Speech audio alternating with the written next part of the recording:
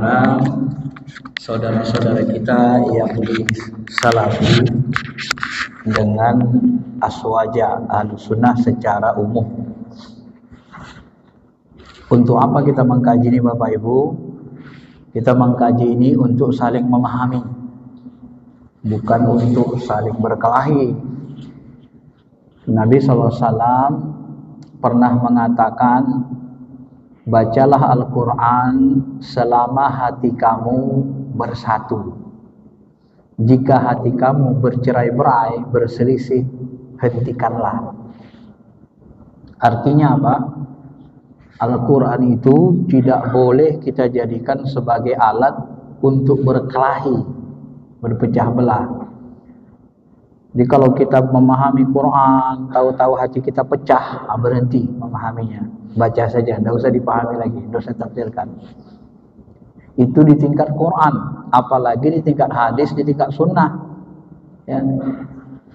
Maka di dalam hadis pun disebut bahwa Nabi pernah berlalu, saat itu ada dua orang sahabat berdebat sengit tentang takdir, qada dan qadar. Satu mengatakan sudah takdirkan Allah, satu mengatakan tidak, kita yang menentukan. Lalu Nabi marah, merah padam mukanya. Jarang-jarang Nabi merah padam begitu wajahnya.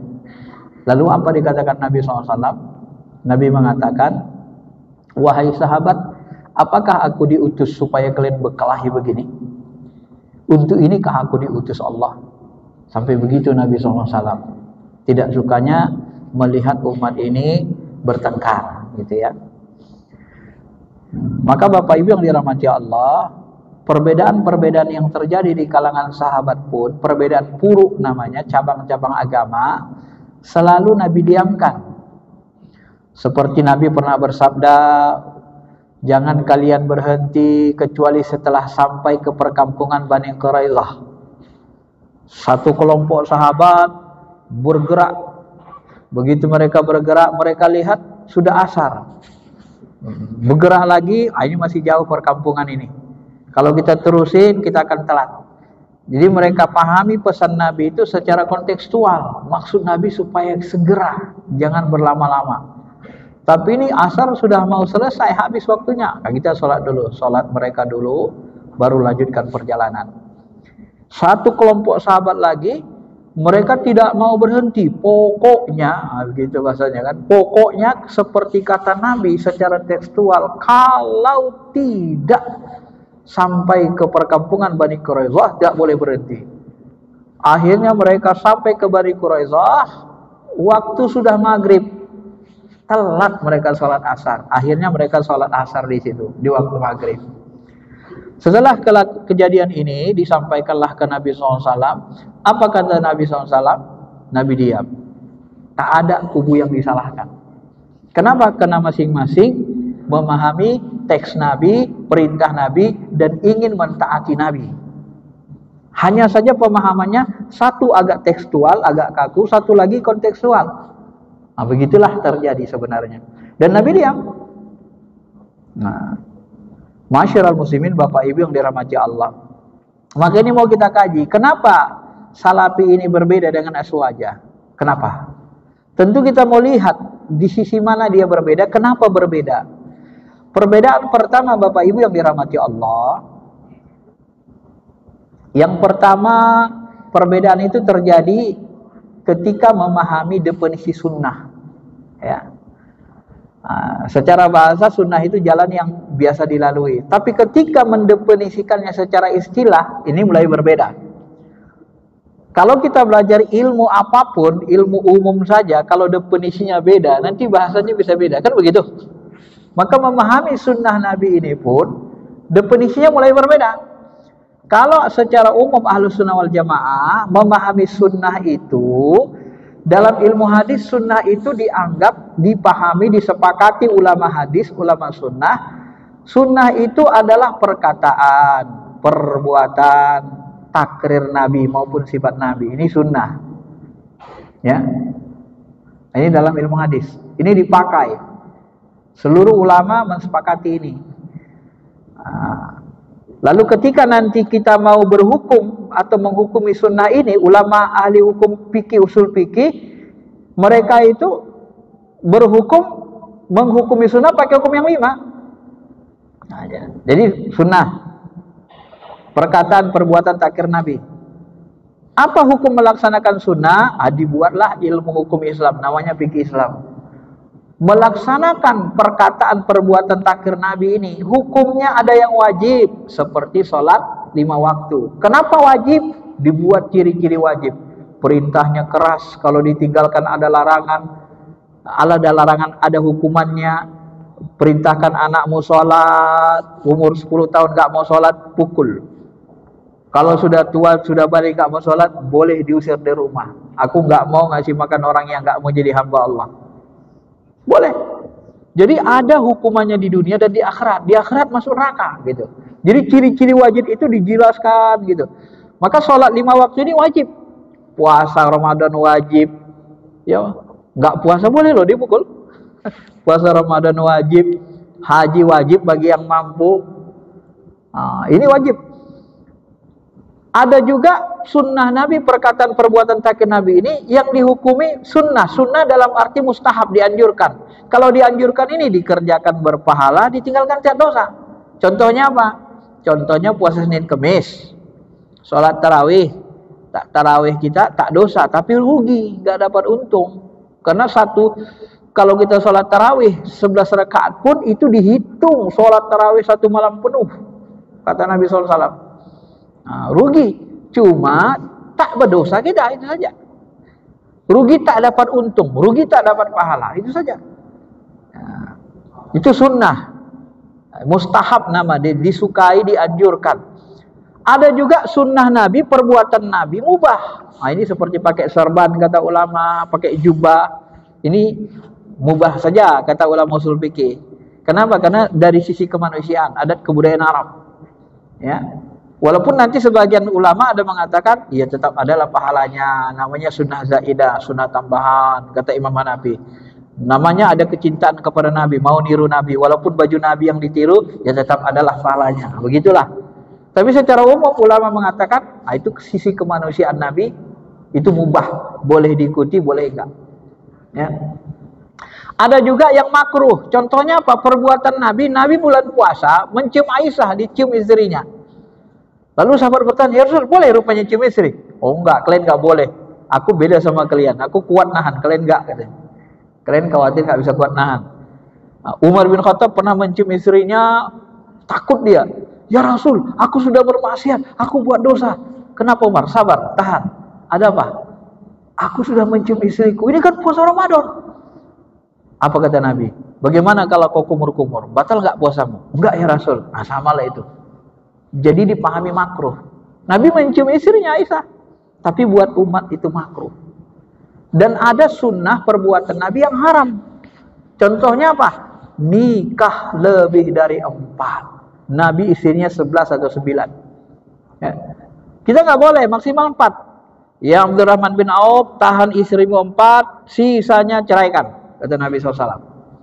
Nah, walaupun sekarang ada ustadz kondang kabarnya nih, isinya lebih dari 5, ini menyalahi kesepakatan ulama ahli hukum Islam ulama fikih. Nggak boleh.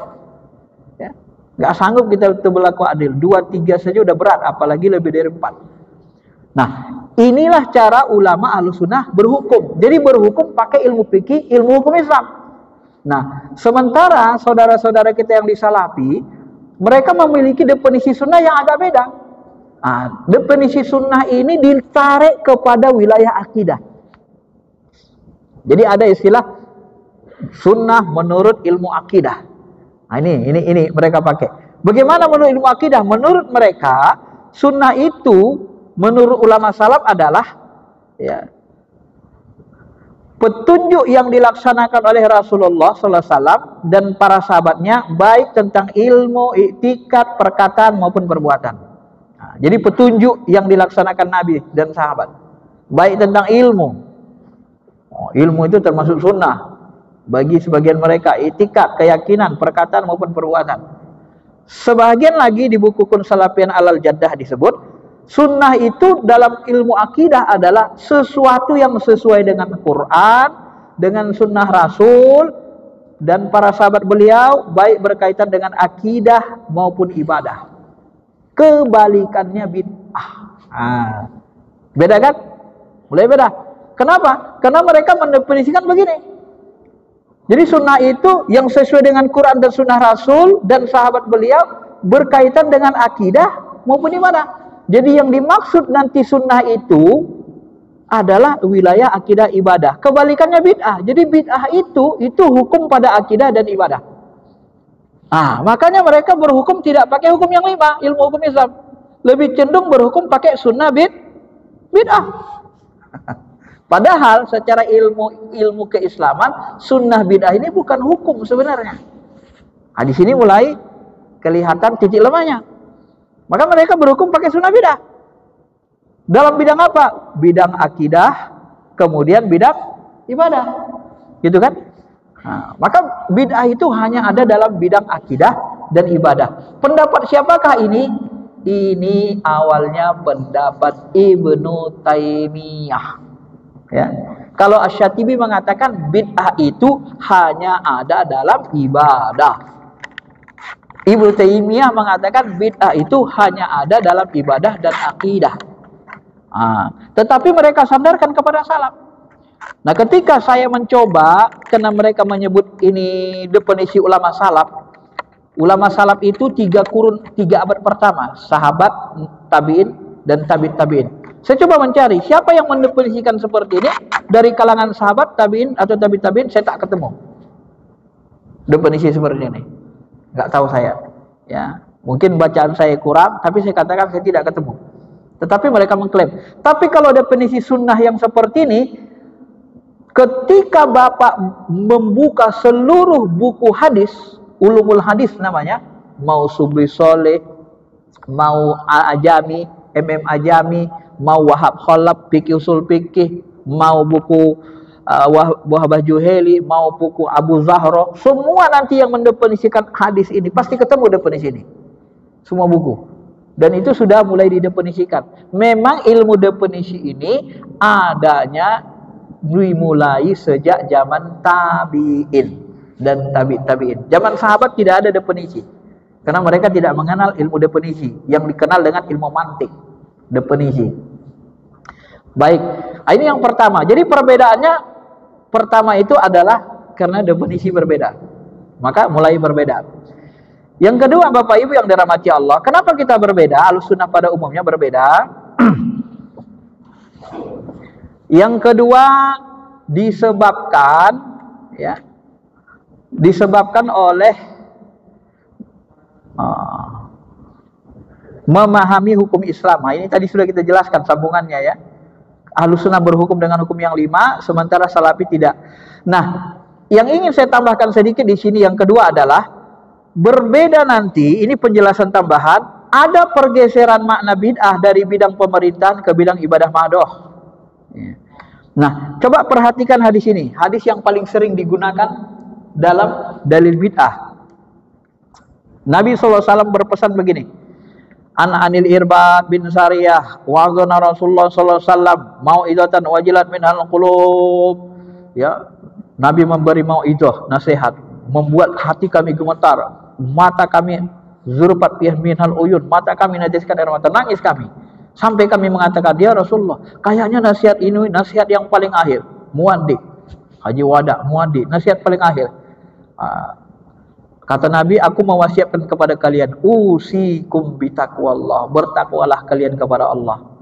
Hendaklah kalian sam'a, mendengar dan taat. Wa in ta'ammara alaikum abdun, walaupun yang memerintah jadi pemimpin di antara kamu adalah hamba budak Abbasiyah. Dalam hadis lain disebut abdun habasyiyan, budak yang hitam. Kemudian apa kata Nabi? Fa iya mayyash minkum ba'di, kalau kamu siapapun nanti kamu hidup sesudah aku wafat, ya, Fasayarallahu ikhtilafan katsira, ikhtilafan katsira. Kalian akan menemukan nanti banyak perbedaan-perbedaan pendapat. Fa'alaikum bisunnati, hendaklah kalian pegang sunnahku dan sunnah khulafaur rasyidin yang dapat petunjuk. Tamassaku biha, Ya, pegang kuat-kuat sunnahku itu dan sunnah khulafaur rasyidin, gigit dengan gigi gerahmu.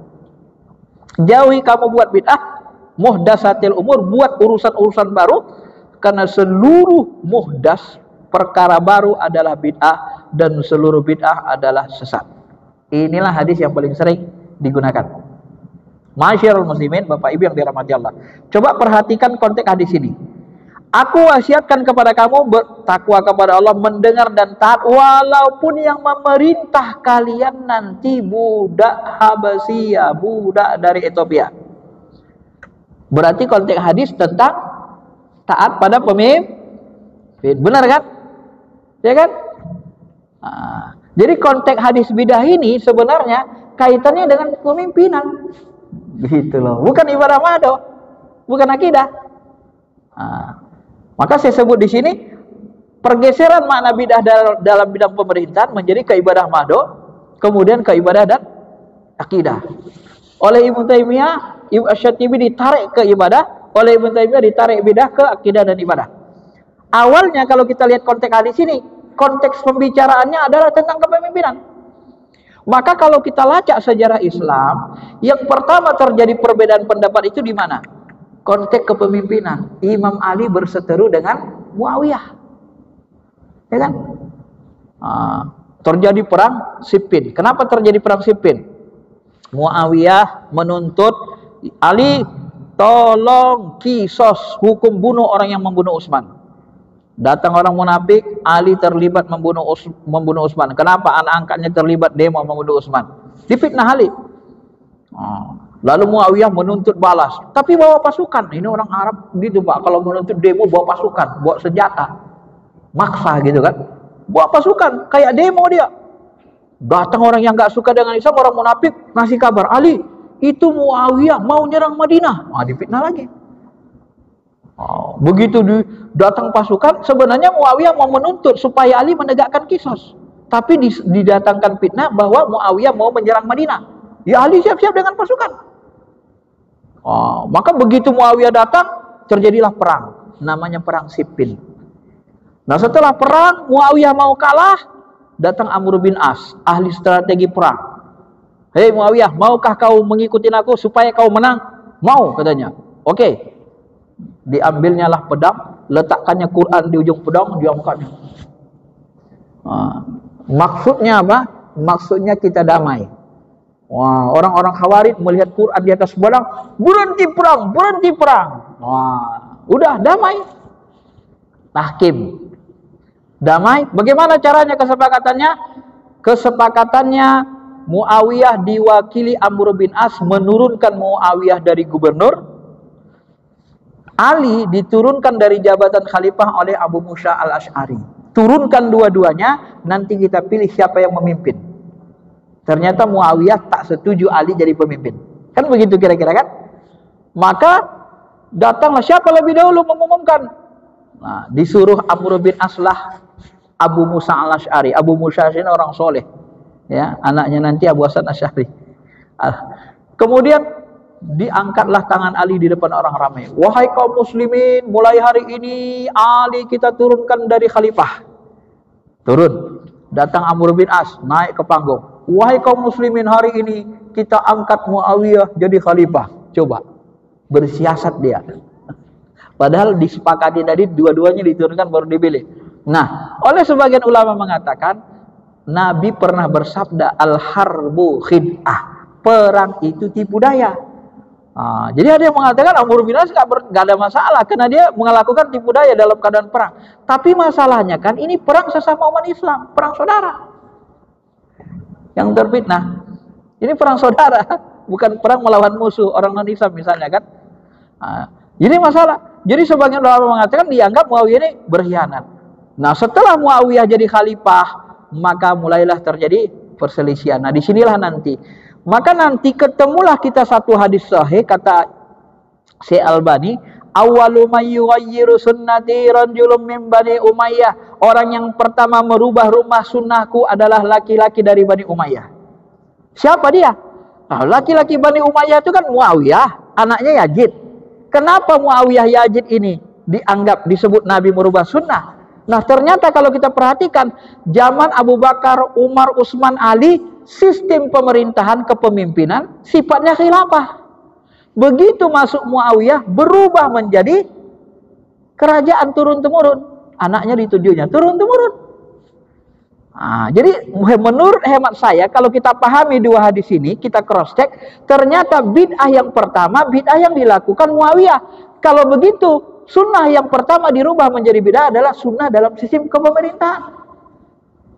Lalu kenapa Ibnu Taimiyah menariknya ke wilayah akidah ibadah? Nah, itu ijtihad dia. Dan inilah yang diikuti saudara-saudara kita di Salafi. Nah, saya hanya menjelaskan akar masalahnya kan. Kenapa itu terjadi? Bapak Ibu yang dirahmati Allah Subhanahu wa taala. Nah, kemudian berikutnya, perbedaan berikutnya yang terjadi adalah memahami hadis dalam makna kullu. Kullu bid'atin dolalah wa kulli dolalatin minnar. Ini yang keempat perbedaannya. Ya. Menurut saudara-saudara kita di Salafi, makna kullu dalam hadis Nabi SAW tadi, itu maknanya seluruh bid'ah sesat. Dan seluruh sesat, seluruh. Man amila amalan laisa alaihi amruna fawarat. Barang siapa beramal tidak ada perintah, dia ditolak. Kullu bid'atin dolalah wa kulli dolalatin finnar. Seluruh bid'ah sesat dan seluruh sesat masuk neraka. Jadi menurut mereka seperti Ibnu Taimiyah, bid'ah itu dalam akidah dan ibadah.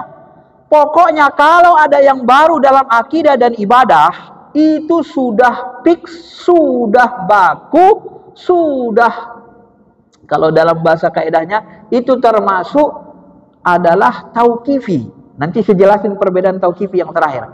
Itu tauqifi, maka tidak boleh ditambah-tambah, dikurangi, dirubah-rubah. Kalau dirubah-rubah, itulah yang dimaksud dengan sesat. Kullu bid'atin dolalah. Nah, bagi Salafi, saudara kita Salafi, semua penambahan ibadah mado, mau yang pokok atau yang puruk, itu dianggap sesat, bid'ah, dianggap haram. Ya. Sementara ulama sunnah tak begitu secara umum. Yang puruk-puruk nanti boleh ditambah, yang penting tidak merusak yang pokok. Nah, ini nanti saya jelasin di makna tauqifi sesudah ini. Padahal kalau kita lacak ayat Quran, makna kullu itu sebenarnya Bapak Ibu ada yang berarti tidak seluruhnya. Misalnya, waja'alna minal ma'i kulla syai'in hayyin afala yu'minun. Kami jadikan dari air seluruh makhluk hidup. Apakah kamu tidak beriman? Nah, kulla syai'in hayyin, seluruh segala sesuatu yang hidup. Seluruh makhluk hidup diciptakan Allah dari air. Benarkah ini bahwa seluruh makhluk hidup dari air? Ternyata iblis mengatakan dalam Quran, apa katanya? Khalaqtani min nar wa khalaqtahu min tin. Aku lebih baik dari Adam ya Allah. Aku kau ciptakan dari api, Adam dari tanah. Ini firman Allah sama-sama firman Allah. Apakah api, tanah sama air sama? Beda. Lalu kulla di sini benarkah dia bermakna seluruhnya tanpa kecuali? Ternyata tidak. Jadi makna kullu itu kata Imam Nawawi maknanya ba'dun, sebahagian. Tidak mesti artinya seluruhnya. Tapi Salafi bertahan. Kullu itu maknanya seluruh. Tidak ada isyarat mengatakan tidak seluruh. Nah, tak ada petunjuk Nabi yang mengatakan tidak seluruh. Bahkan Imam Syafi'i yang mengatakan ada bidah hasanah, mereka anggap salah pendapat Imam Syafi'i. Keliru, tidak perlu diikuti. Sampai begitu. Ya. Tapi sebenarnya kalau diteliti lafaz kullu dalam Quran, ada kullu yang bersifat seluruhnya, ada yang bersifat sebagian besar. Kullu nafsin dha'iqatul maut, semua yang hidup merasakan mati. Ini benar? Benar seluruhnya mati? Benar. Tapi pada konteks ayat ini, seluruh makhluk hidup kami ciptakan dari air, benarkah seluruhnya dari air? Tidak. Jadi kullu itu ada dua. Satu kullu li jami' afrodihi, kullu yang meliputi seluruh afrodnya, menyeluruh. Satu yang meliputi ba'dal afrodihi, sebagian afrodnya. Maka ulama-ulama Syafi'iyah nanti menafsirkan seperti Imam Nawawi, Ibnu Hajar dan lain-lain, mengartikan kullu itu adalah sebahagian besar, bid'ah itu sesat. Tidak semua. Ya. Apa contohnya? Banyak. Abu Bakar, ketika Nabi wafat, Abu Bakar berijtihad, diperanginya orang yang gak ngeluarin zakat. Apa dia bilang? Aku tidak akan membedakan zakat. Aku akan memerangi orang-orang yang membedakan zakat dengan sholat. Ya, wa aqimus sholat wa atuz zakat, itu berdampingan. Zakat sama sholat sama-sama wajib. Kalau mereka nggak keluarin zakat, kuperangi. Nabi SAW tidak pernah memerangi orang tak berzakat karena dia sholat. Ini ijtihad Abu Bakar. Berarti bid'ah kan? Ini dalam hal agama ini. Kemudian Umar bin Khattab sholat tarawih 20 rakaat tiap malam, 23. Nabi sholat tarawih berapa malam? Hanya 2 malam. Berapa rakaat? Kata Aisyah 11 rakaat. Umar 20 rakaat setiap malam. Nah, ini yang disebut ulama bid'ah sanad. Lalu saudara-saudara kita di Salafi mengatakan, oh itu kan Umar. Kalau Umar sudah disuruh diikuti Nabi, Khulafaur Rasyidin. Kalau antum kan tidak Khulafaur Rasyidin, kayak gitu kan? Nah, ketahuilah Bapak Ibu, di dalam ilmu hukum Islam syariah tidak ada kekhususan. Mentang-mentang dia Khulafaur Rasyidin boleh membuat bidah sesat. Mentang-mentang dia Khulafaur Rasyidin, bidah sesat menjadi tidak sesat kalau dia yang melakukan. Mana ada kekhususan hukum begitu, kaidah hukum. Nah, saya contohkan misalnya, Bapak Ibu misalnya dalam hukum kita perdata, hukum perdata apa? Hukum perdata, narkoba itu terlarang. Kalau yang melakukan narkoba misalnya pejabat, orang biasa, konglomerat, sama nggak dihukum? Sama. Tidak karena dia pejabat konglomerat, dia mengedar narkoba lalu bebas dari hukum. Nggak bisa begitu. Tak berdosa. Nah, jadi sebenarnya kalau dipahami secara baik, karena Umar yakin itu tidak sesat, makanya dia ajak sahabat. Dia yakinkan lagi sahabat. Hadhihi nikmatul bid'ah. Ini bid'ah yang paling nikmat. Lalu Ibnu Taimiyah dan Salafi mengikuti pendapat Ibnu Taimiyah mengatakan, oh itu maksud Umar di situ nikmat bid'ah itu bid'ah menurut bahasa. Nah, lalu kita tanggapi, zaman Nabi dan sahabat, zaman sahabat tidak ada ilmu menurut bahasa, menurut istilah. Itu belum dikenal. Ya, itu hanya pemahaman saja. Kalau menurut saya, sahabat itu tak mengenal itu. Jadi dia katakan ini bid'ah, bid'ah terbaik. Karena bid'ah dipandang itu. Kenapa bid'ah? Karena 20 rakaat. Kenapa Umar berani? Inilah yang diteliti ulama fikih. Karena Umar berani membuat 20 rakaat disebabkan jumlah rakaat sholat tarawih bukan jumlah wajib. Nah, ini perlu dipahami, Pak. Ya, kalau sholat zuhur jumlah wajibnya 4, Bapak buat 2 sesat. Kalau sholat subuh jumlah wajibnya 2, Bapak buat 1, 3 sesat. Tapi tarawih, sholat malam, sholat tahajud 2 rakaat boleh nggak? Boleh. 4 boleh. Maka Ibnu Taimiyah sendiri mengatakan, siapa yang mengatakan sholat tarawih itu ada jumlah wajibnya, maka dia keliru. Nggak ada jumlah wajibnya.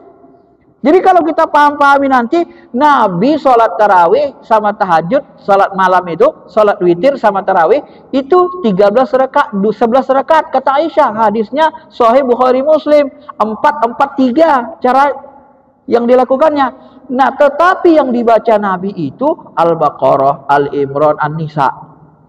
Pertanyaan kita, ada nggak ulama yang gitu? 11 rakaat tapi baca Al-Baqarah, An-Nisa, Al-Imran, An-Nisa. Ada nggak yang sholat tarawih begitu? Ternyata nggak ada kan, 5 juz setengah? Nggak ada. Berarti kan tidak persis juga nyontoh Nabi. Makanya nanti kalau dalam kaidah fikih ushul fikih harus paham kita mana yang wajib persis, mana yang boleh tidak persis. Jadi kalau menurut kita pahami, Umar 20 rakaat itu karena dipendekkannya ayatnya. Nabi sholat tarawih itu sekitar 2 jam 40 menit. 1 juz itu setengah jam. Kalau 5 juz setengah, 2 jam 45 menit. Kan gitu ukurannya. Nah, Umar bin Khattab, dia sholat tarawih 2 jam lebih, kira-kira dapatnya 20 rakaat. Kenapa? Karena ayatnya dipendek-pendekin. Lebih pendek dari Nabi. Bahkan Imam Malik, habis sahabat kan tabi'in. Imam Malik tabi'in yang ada mihrabnya di Masjid Nabawi sekarang, itu sholat tarawih di zaman beliau orang-orang Madinah itu 39 rakaat. Lebih pendek lagi berarti ayatnya. Nah, makanya dapat 39 rakaat. Maka jumlah rakaat sholat tarawih itu tidak ada jumlah wajib. Maka Bapak boleh pilih yang 11 sama witir, boleh 23, boleh 39, 43, silakan saja. Ya.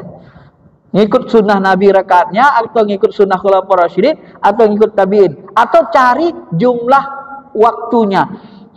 2,5 jam itu kira-kira dapat 40 rakaat. Bapak coba nanti sholat sendiri. Kalau ringan-ringan dapat 40. Saya sudah coba. Ya sekitar 40 rakaat dapatnya. Tapi ringan. 2 rakaat ringan. Nah, bisa dipahami ya? Itu ijtihad. Maka dari sinilah kita pahami Umar itu berani ijtihad membuat bid'ah hasanah. Tapi saudara kita di Salafi bertahan, tidak ada bid'ah hasanah, semua bid'ah sesat. Begitu kita nanti baca pendapat ulama-ulama besarnya, ternyata ulama besarnya membagi bid'ah lagi. Ada bid'ah menurut bahasa tidak sesat, menurut istilah sesat. Ada bid'ah duniawiyah bagus, boleh, tidak sesat. Bid'ah yang sesat bid'ah syariah, katanya bid'ah agama. Ada bid'ah adat gak apa-apa, yang sesat bid'ah agama. Loh, katanya semua bid'ah sesat, kok dibagi-bagi lagi? Ada yang boleh. Ini kan kadang-kadang terjadi kerancuannya di situ. Bahkan uniknya Ibnu Taimiyah sendiri rancu. Di mana kerancuan pemikiran Ibnu Taimiyah? Dia katakan seluruh bid'ah sesat. Tapi ketika dia menghukumi bid'ah sama dengan Imam Syatibi. Bid'ah itu ada yang makruh. Makruh dalam fikih dikerjakan tidak dosa, ditinggalkan berpahala. Loh, katanya tadi seluruh bid'ah sesat haram masuk neraka, mengantarkan ke neraka. Kenapa ada bid'ah yang makruh, yang tidak sesat, tidak haram? Nah, lihat kerancuan pendapat Ibnu Taimiyah. Setelah Ibnu Taimiyah pun belok dia dalam prakteknya. Nah, ini Masyarul muslimin, Bapak Ibu yang dirahmati Allah. Maka sebenarnya seluruh ulama itu mengakui bid'ah hasanah itu, cuman cara pembagiannya saja yang beda. Nah, bedanya di mana? Bedanya Salafi mengkat.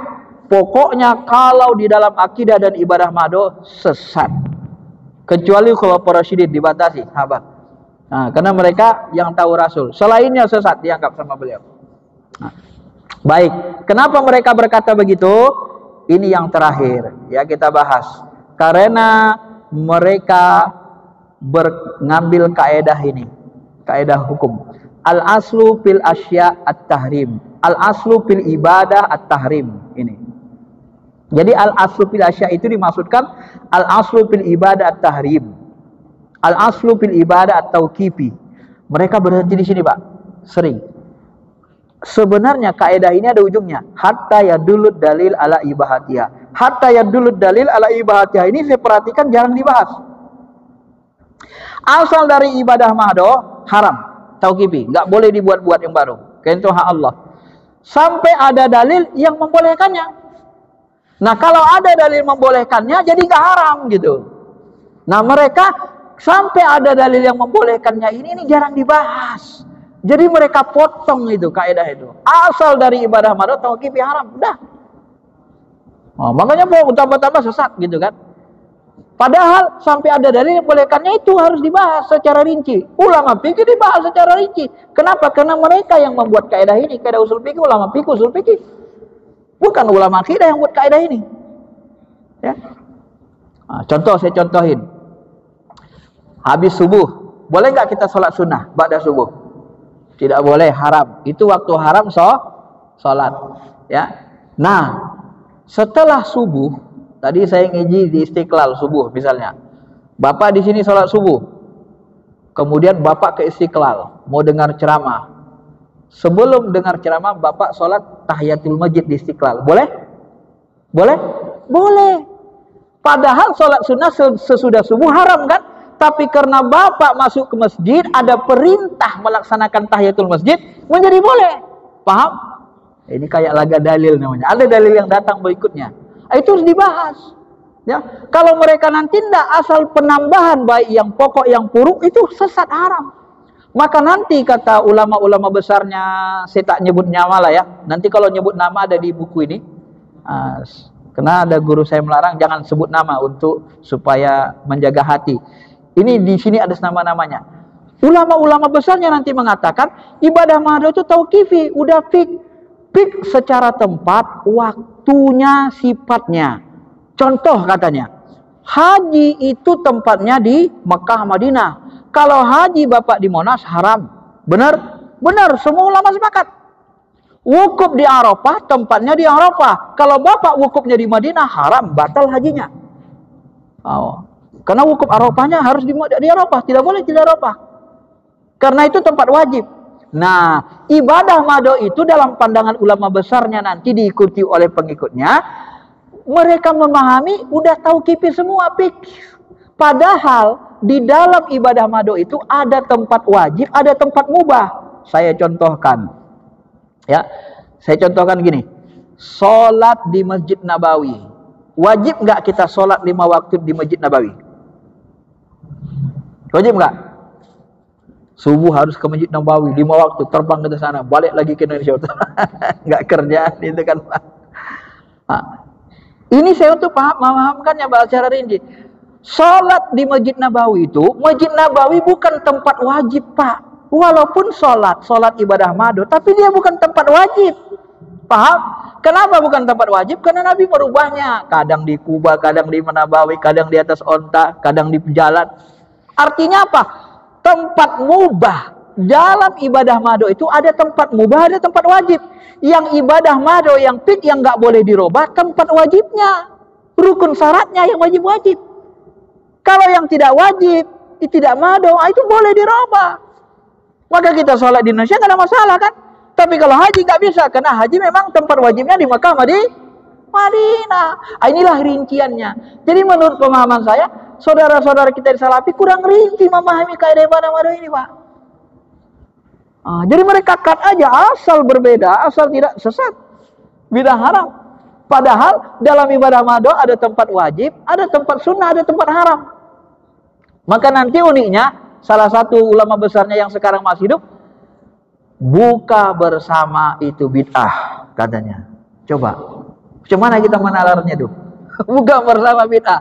Kalau berarti haram. Loh, alasannya apa? Karena tidak dicontohkan Nabi. Karena buka bersama itu dianggap bagian dari ibadah mado puasa. Bapak bisa nerima nggak? Alasannya karena nggak dicontohkan Nabi. Repot kan? Inilah pemahaman tekstual dengan kontekstual. Padahal hadis umum mengatakan makan bersama itu sunnah kan? Dapat pahala? Makan bersama dapat pahala. Mentraktir memberi makan orang buka puasa dapat pahala? Borong pahala orang puasa kan? Loh, buka bersama itu kan makan jemaah dapat pahala. Memberi makan orang buka puasa borong pahala orang buka. Di mana sesatnya? Di mana sesatnya coba? Tapi sekelas ulama besarnya mengatakan seperti itu. Saya tak menyebut nama ya, maaf. Nanti baca buku saya, bagi yang beli, harga bukunya 100.000 baru saya terbitkan. Di situ ada saya sebut nama ulama besarnya. Ya. Mereka mengharapkan begitu dengan alasan begitu. Padahal sebenarnya kalau dirinci lagi, tidak semua, muncul kaidah usul fikih, tidak semua yang tidak dilakukan Nabi haram, sesat. Contoh, sholat tarawih setiap malam tak dilakukan Nabi, tidak haram. Merenovasi Ka'bah tidak dilakukan Nabi, Nabi pingin, tidak haram. Ya, apa lagi? Nabi SAW pingin puasa tanggal 9 puasa Asyura, tapi Nabi wafat tak melakukannya, tak dilakukan Nabi, tidak haram, sunnah. Maka dilihat indikasinya, isyaratnya. Ya, Nabi SAW sebenarnya pingin kita sholat Isya itu nisful lail, pertengahan malam. Tapi karena takut memberatkan, tak jadi diperintahkan Nabi. Sholat Isya di awal waktu. Padahal sebenarnya Nabi mau melakukannya, tapi ditinggalkan Nabi. Mensunahkan itu, memerintahkan kita. Kenapa? Takut memberatkan. Lah, sesuatu yang ditinggalkan Nabi tidak mesti haram, bisa jadi sunnah. Maka dilihat hatta yadulud dalil ala ihabatiha imaratiha. Dilihat indikasinya, dalilnya gitu. Dalil yang dibaliknya itu. Kalau ternyata Nabi, kenapa Nabi meninggalkan sholat tarawih? Bukan karena itu haram, bukan karena itu sesat. Nabi takut kalau itu diwajibkan. Padahal Nabi mengatakan, Allah mewajibkan puasa, siangnya aku malamnya mensunahkan sholat tarawih. Berarti kan disunahkan tiap malam, cuma tak dilakukan Nabi. Maka nanti kelemahannya, saya perhatikan ya analisis saya, kadang-kadang mereka ini menganggap sunnah itu yang diperbuat, dicontohkan Nabi baru sunnah. Kalau dikatakan Nabi, tak dicontohkan Nabi, tak sunnah sama mereka. Nah, ini yang susahnya. Kalau dikatakan Nabi baik, seharusnya itu sunnah juga, walaupun tidak dilakukan Nabi. Seharusnya sunnah juga kan. Nah, ini perbedaan-perbedaan pokoknya, Pak. Sebenarnya masih banyak lagi karena waktu tidak cukup. Nah, saya kira ini sudah cukup lah ya sebagai pengantar untuk kenapa kita berbeda. Jadi Bapak pahami saja dalilnya, kenapa berbeda-beda, analisis. Wah, mana yang paling kuat, mana paling logis. Nanti ikuti. Karena kewajiban kami Ustadz ini adalah mendamaikan dan mengajarkan ilmunya, bukan buat umat berkelahi. Itu tidak kerja Ustadz itu, Pak. Kerja kita mendamaikan, pahami mana yang paling kuat, ikuti. Itu saja. Nah, saya kira itu saja yang bisa saya sampaikan. Kalau ada yang